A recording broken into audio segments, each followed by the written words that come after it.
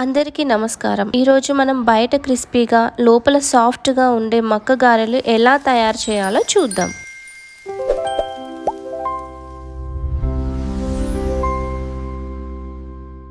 ముందుగా మొక్కజొన్న కంకి ఒలుచుకొని అందులో డస్ట్ లేకుండా క్లీన్ చేసి ఉంచుకోవాలి.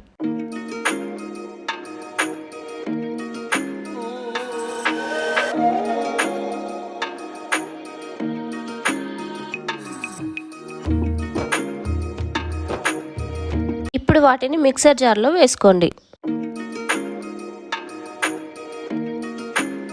దాంట్లో గ్రీన్ చిల్లీస్, ఆనియన్, గార్లిక్ మరియు జీరా యాడ్ చేయండి.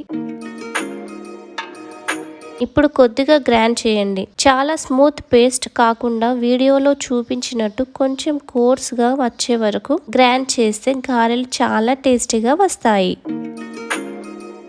ఈ మిక్చర్ని ఒక మిక్సింగ్ బౌల్లోకి ట్రాన్స్ఫర్ చేసుకోండి. ఇప్పుడు అందులో సాల్ట్ యాడ్ చేయండి. తర్వాత కర్రీ లీవ్స్, ఫ్రెష్ కొరియాండర్ మరియు మీ దగ్గర ఉంటే స్ప్రింగ్ ఆనియన్ కూడా యాడ్ చేయండి. అన్నింటినీ బాగా మిక్స్ చేసుకోండి. ఇప్పుడు మన బ్యాటర్ రెడీ. ఇప్పుడు ఒక డీప్ ఫ్రైయింగ్ ప్యాన్లో సఫిషియెంట్ ఆయిల్ పోసి మీడియం ఫ్లేమ్ మీద బాగా హీట్ అయ్యే వరకు వెయిట్ చేయండి. ఆయిల్ హీట్ అయిన తర్వాత చేతికి కొద్దిగా వాటర్ లేదా ఆయిల్ రాసుకొని బ్యాటర్ని చిన్న చిన్న గారెల షేప్లో చేసుకొని జాగ్రత్తగా ఆయిల్లో వేయండి. క్విక్ ప్రాసెస్ కోసం వీడియోలో చూపించినట్టు షేప్ చేస్తే చాలా ఈజీగా అవుతుంది. ఇప్పుడు మీడియం ఫ్లేమ్ మీద రెండు వైపులా గోల్డెన్ బ్రౌన్ కలర్ వచ్చే వరకు ఫ్రై చేయండి. ఈ మొక్కజొన్న రుచికరమైన ఆహారం మాత్రమే కాదు, ఎన్నో పోషక విలువలు కలిగిన ఆరోగ్యకరమైన ఆహారం కూడా.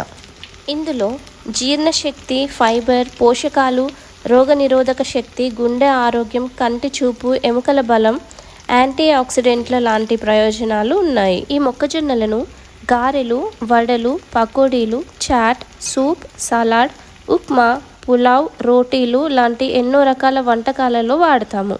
ఈ మొక్కజొన్న రుచికి, ఆరోగ్యానికి మంచి ఎంపిక.